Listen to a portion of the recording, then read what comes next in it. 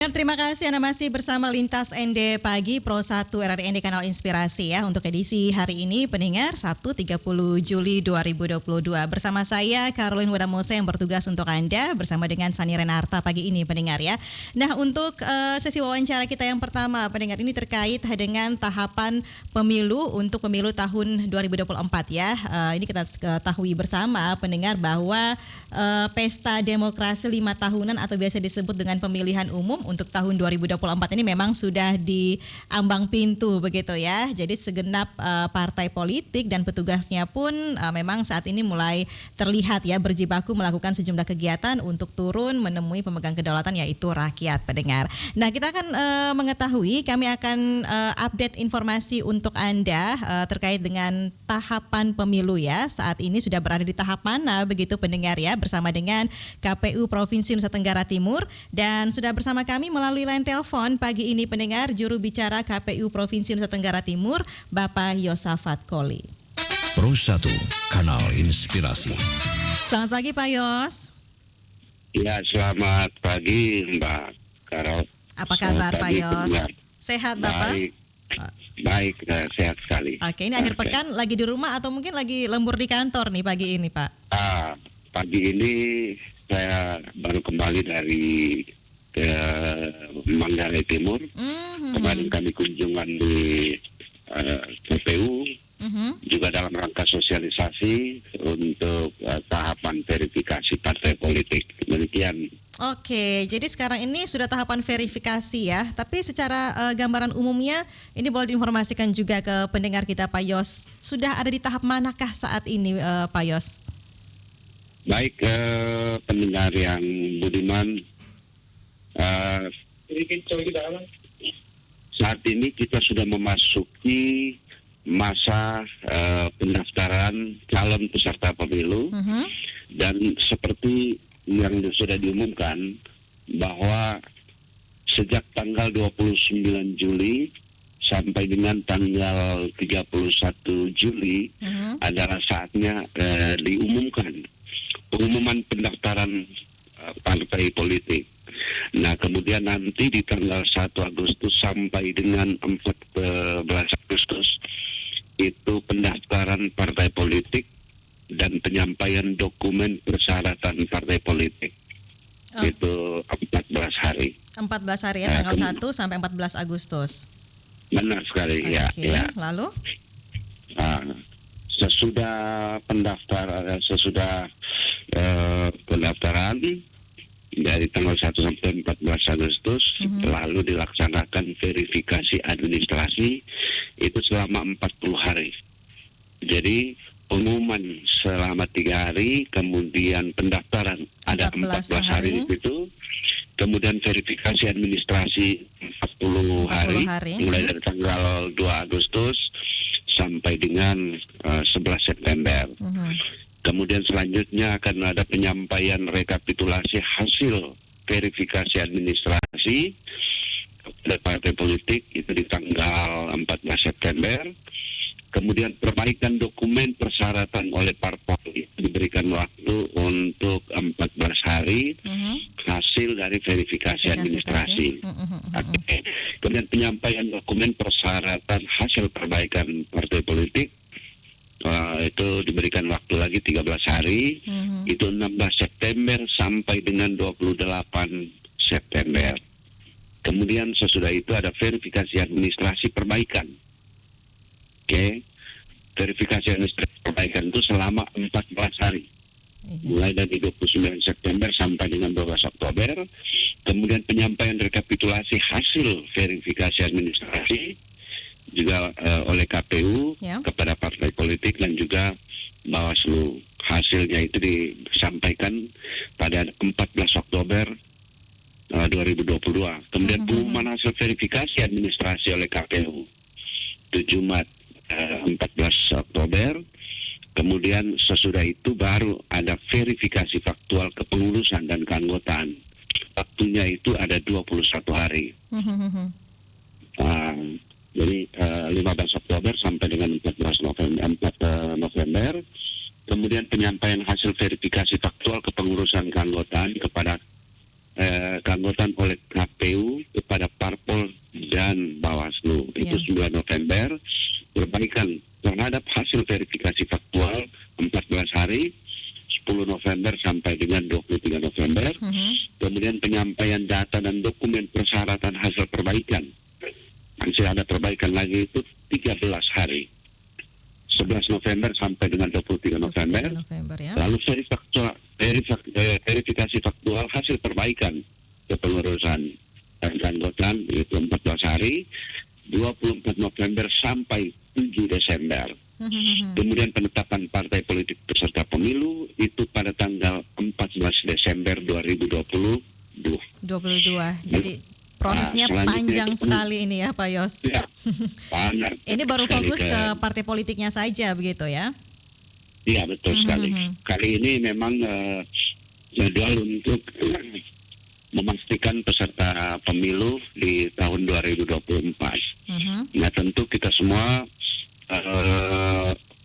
mendukung semua pergerakan yang akan dilaksanakan selama periode-periode seperti yang saya sampaikan tadi, mulai pendaftaran, kemudian verifikasi administrasi, ada verifikasi faktual.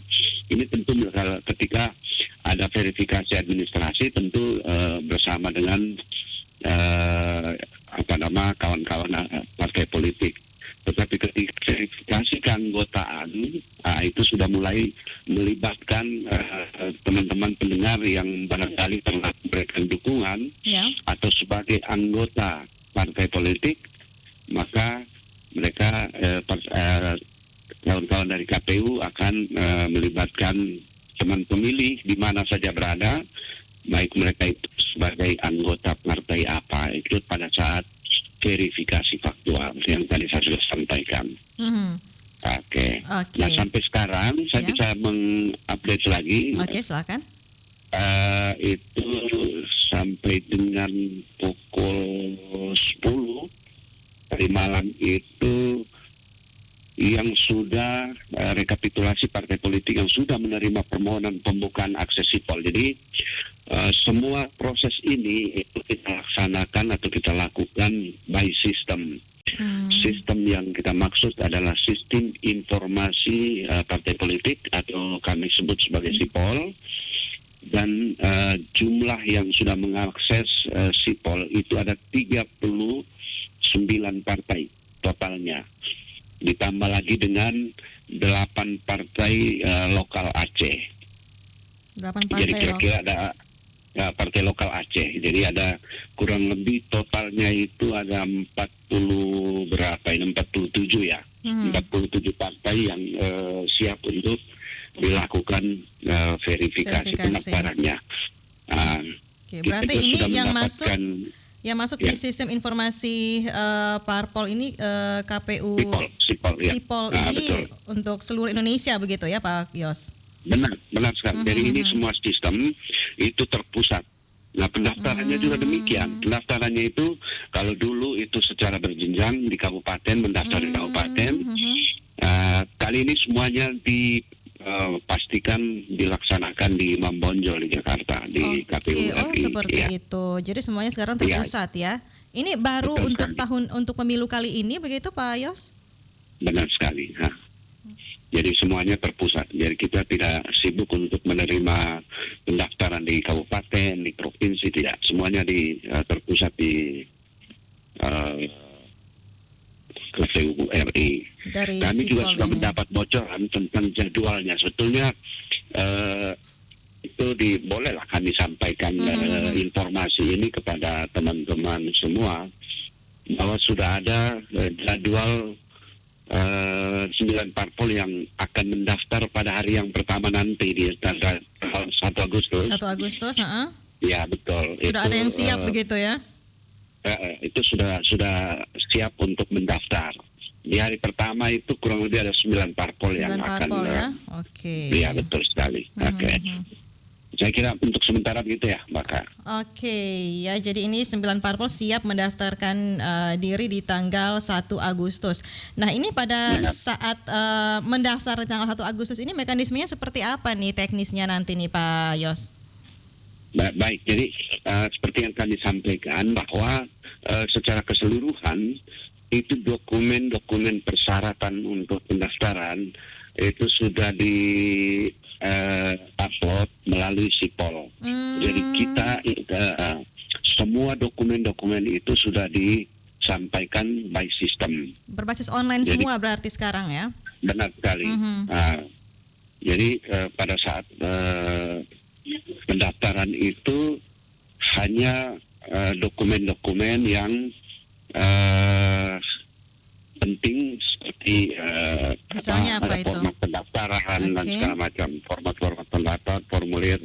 Kemudian ada beberapa format yang harus mereka isi. Kemudian sisa yang terlampir itu dokumen-dokumen kepengurusan partai politik di seluruh Indonesia, provinsi di seluruh Indonesia. Jadi semua dokumennya itu sudah di-upload melalui sistem. Begitu juga dokumen-dokumen, misalnya dokumen keanggotaan, itu semuanya sudah disampaikan by sistem. Jadi yang lainnya itu hanya mungkin 1-2 map saja yang dia harus bawa, tapi sisanya kita tidak menyaksikan seperti yang dulu partai politik bawa. Jadi dulu pernah pendaftaran itu mereka bawanya itu bawa semua ke kantor ya. Banyak sekali dokumen-dokumen. Tapi tadi seperti yang Anda sampaikan Pak Yos, jadi walaupun ada beberapa yang harus diupload dalam sistem, tapi ada beberapa juga ini yang perlu dikirim langsung fisiknya atau dibawa langsung begitu fisiknya ya? Iya, betul. Ya. Oke. Dan setelah 9 parpol ini tentunya terbuka untuk parpol lainnya begitu ya sampai tanggal 14 Agustus nanti. Nah ini tadi Anda katakan juga bahwa biasa kan ada tahapan verifikasi juga nih, verifikasi administrasi. Nah berarti kan ada perbaikan-perbaikan dokumen juga yang harus dilengkapi oleh parpol bersangkutan seperti itu ya Pak Yos ya. Nah ini kalau dari pengalaman sebelum-sebelumnya nih Pak Yos, biasanya dokumen apa nih atau kelengkapan apa nih yang paling sering diabaikan begitu oleh parpol sehingga harus dilengkapi kembali seperti itu? Kebanyakannya apa nih, kelengkapan apa yang kurang mungkin belum terpenuhi seperti itu dari pengalaman sebelumnya sehingga mereka harus lengkapi kembali begitu? Dia bervariasi. Variatif ya. Oke. Ya. Misalnya mereka lupa untuk melengkapi administrasi cap, kemudian atau kepengurusan yang kurang lengkap. Paling sering itu di tingkat provinsi sering harus melampirkan 30% keterwakilan perempuan. Nah 30% perempuan, jadi kalau di pusat wajib, kemudian di provinsi itu dengan memperhatikan 30%, demikian juga di kabupaten. Nah kalau yang lainnya itu misalnya keanggotaan. Di keanggotaan itu sering kurang lengkap. Jumlahnya misalnya 1/1000 dari jumlah yang disyaratkan. Jadi jumlah 1/1000 dari jumlah penduduk setempat di kabupaten atau di itu kadang-kadang mereka tidak lengkap dan seterusnya. Jadi tentang keanggotaan, tentang nanti di verifikasi administrasi juga kita sudah mulai mendeteksi apakah ada kegandaan, kegandaan NIK dan seterusnya. Itu by system juga nanti pengecekannya. Tapi nanti pengecekan atau verifikasi itu tetap berjenjang atau tetap terpusat saja seperti itu Pak Yos? Nanti prosesnya terpusat, misalnya kegandaannya ini, kemudian nanti pengecekannya itu akan dilakukan secara berjenjang. Seperti begitu. itu. Oke, nanti kalau jadi kemudian nanti kalau di verifikasi faktual, nah di faktual itu nanti pencuplikan sampelnya itu dilakukan secara terpusat. Tetapi nama-nama orang yang akan diverifikasi di faktual itu akan dilakukan secara langsung oleh teman-teman di kabupaten kota seperti itu. Oke, baik. Yang terpenting ini semua data masuk ke pusat dulu begitu ya. Jadi menghindari penggandaan seperti yang Anda sampaikan tadi juga. Jadi semuanya ini lebih efisien sebenarnya begitu ya Pak Yos. Benar. Jadi prinsip yang sekarang kita sedang usung adalah efektif, efisien, kemudian murah, begitu ya. Jadi tidak membebankan teman-teman di partai politik. Oke. Dan yang kita inginkan itu memberikan pelayanan prima supaya semuanya bisa berjalan dengan aman. Nah, kemudian saya juga bersyukur beberapa hari lalu saya diwawancarai juga di RRI Kupang ya, tentang pemilu asik. Wah, ini juga isu-isu yang memang harus bagaimana membuat pemilu asik, yaitu seluruh yang kita layani, baik peserta, calon peserta, mereka juga harus menjalankannya secara asik. Prosesnya juga harus asik begitu ya. Ya. Jadi memudahkan, kemudian dia berjalan karena memang teman-teman memaham. Oke, saya bisa menyampaikan juga bahwa ini secara nasional juga secara kabupaten provinsi itu mereka melakukan sosialisasi secara serentak juga. Kemarin saya di Manggarai Timur dan teman-teman di Kabupaten Manggarai Timur sudah laksanakan sosialisasi soal pendaftaran ini ya Pak Yos ya. Benar sekali. Prosesnya seperti apa? Karena banyak partai teman-teman yang bertanya apakah pada saat hari pendaftaran itu kami bawa apa saja, kayak begitu. Tidak perlu, kalau yang duduk manis dan kita akan pandu dari proses yang kita lakukan. Karena semuanya by system dan terpusat di KPU RI. Dengan kemudahannya adalah kita menggunakan sistem informasi partai politik, SIPOL. Oke, baik Pak Yos. Terima kasih Pak Yos ya sudah berbagi informasi untuk update informasi tahapan pemilu untuk tahun 2024 ini. Nanti kita update kembali untuk tahapan-tahapan selanjutnya ya Pak Yos ya. Baik Bu Karol.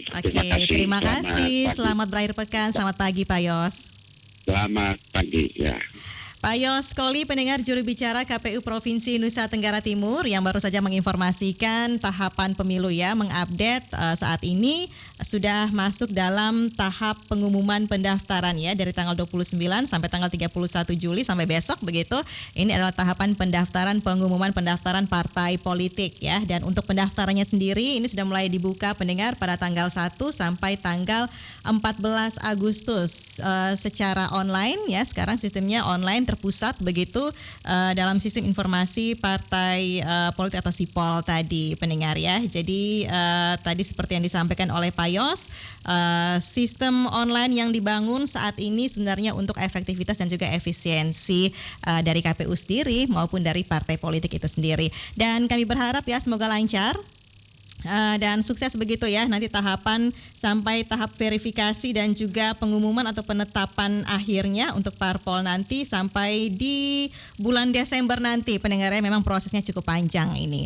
Dan pendengar, terima kasih untuk Anda yang sudah bersama kami sampai saat ini. Kami masih punya informasi lainnya untuk Anda sampai di pukul 8 waktu Indonesia Tengah. Jadi jangan kemana-mana, tetaplah bersama Lintas ND Pagi.